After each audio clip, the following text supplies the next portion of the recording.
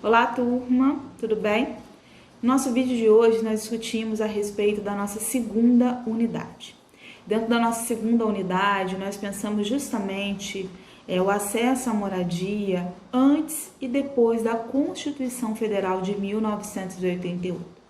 Nós entendemos claramente que a Constituição Federal de 1988, ela representou um avanço na garantia de direitos. Mas quando nós pensamos justamente a questão da moradia, a política de habitação ao longo das décadas, nós entendemos aí várias lacunas, nós entendemos aí várias situações de precariedade existentes e por muitas vezes um papel do Estado na função mais coercitiva do que necessariamente pensando na promoção do bem-estar daquela população.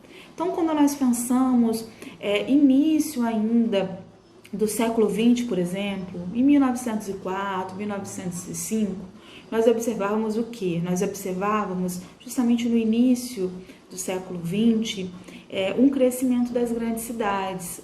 Nós observávamos justamente uma migração daquela população que residia na área rural para as grandes cidades em busca de oportunidades de trabalho. Então, quando aquela população chega às grandes cidades, por exemplo, quando ela chega à cidade do Rio de Janeiro, o que nós observamos é que a remuneração daquela população era baixíssima. Aquela população, ela não tinha, por exemplo, um salário que garantisse que ela alugasse uma casa e conseguisse ali viver dignamente. Então, aquela população mais pauperizada, quando chega à cidade do Rio de Janeiro, elas procuram o quê? Elas procuram os cortiços. Os cortiços, eles eram localizados, tínhamos muitos cortiços no centro do Rio, próximo àquelas oportunidades de trabalho, mas as condições de habitabilidade daquelas casas eram muito insalubres. As condições de permanência daquelas famílias viviam em cômodos muito pequenos, compartilhando o banheiro, compartilhando a cozinha daquele lugar, mas não só pela questão do compartilhamento, mas principalmente pelas condições mesmo sanitárias daqueles espaços.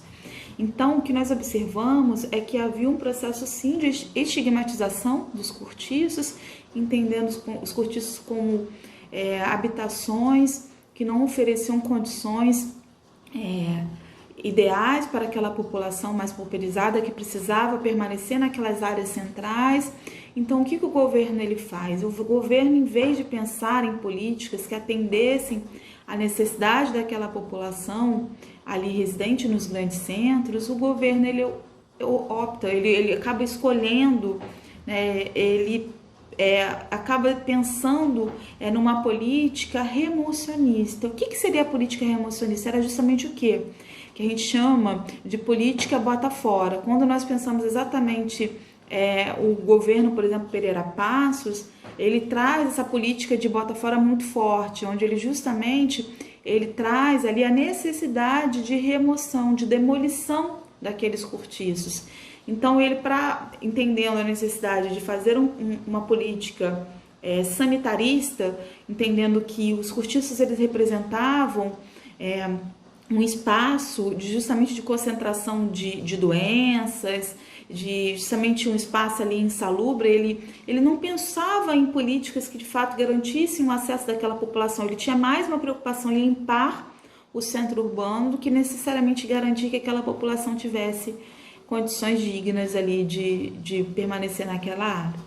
Então, assim, isso é uma discussão que perdura até hoje. Se nós formos pensar justamente essa discussão da moradia central, como que a gente consegue garantir que aquela população mais pobre se mantenha nas áreas mais centrais da cidade, porque nós observamos justamente, até por conta da decorrência da especulação imobiliária, aquela população mais pobre, naquele momento que ela é expulsa daqueles cortiços, quando há demolição daqueles cortiços, elas acabam, para garantir a sua permanência ali naquelas áreas centrais, elas acabam se mudando para os morros, mas nós observamos que no primeiro momento o governo ele aceitava aquela população residente naquele local. Posteriormente nós vamos observar que há ali um descontentamento, há um processo de estigmatização também das favelas, que naquele outro momento nós iremos discutir, mas pensando principalmente nesses primórdios pensando justamente no início do século, pensando como que era discutida a política urbana. A gente observa que a política urbana ela partia muito dessa perspectiva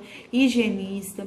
Então, os profissionais de saúde, eles defendiam sim a necessidade de pensar ali na questão mesmo da qualidade de vida daquela população, mas o que nós observávamos é que não havia nenhuma preocupação em relação para onde aquelas famílias iriam ser encaminhadas, seriam realocadas. O que nós observávamos é que havia, obviamente, uma exploração.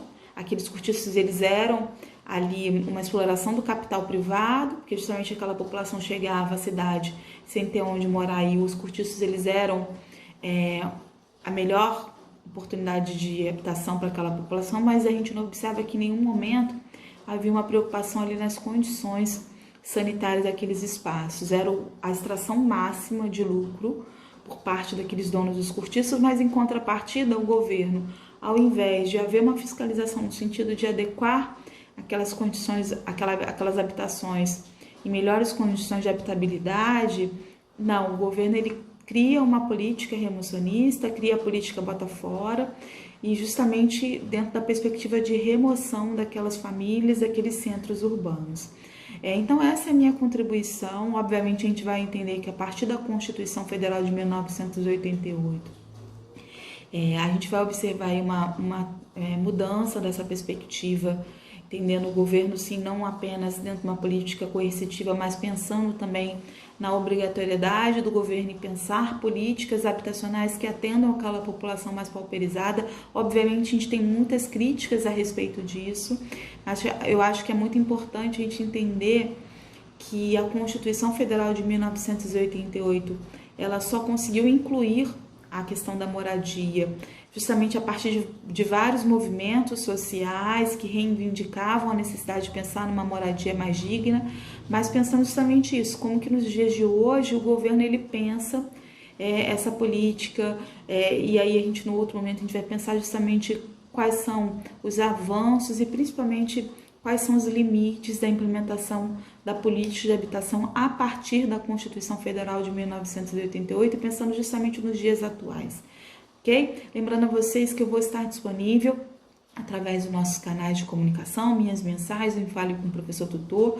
Então, a partir da leitura, vocês têm alguma dúvida referente a este capítulo, reforço mais uma vez que eu vou estar à disposição, ok? Um abraço para vocês e até o nosso próximo encontro. Tchau, tchau.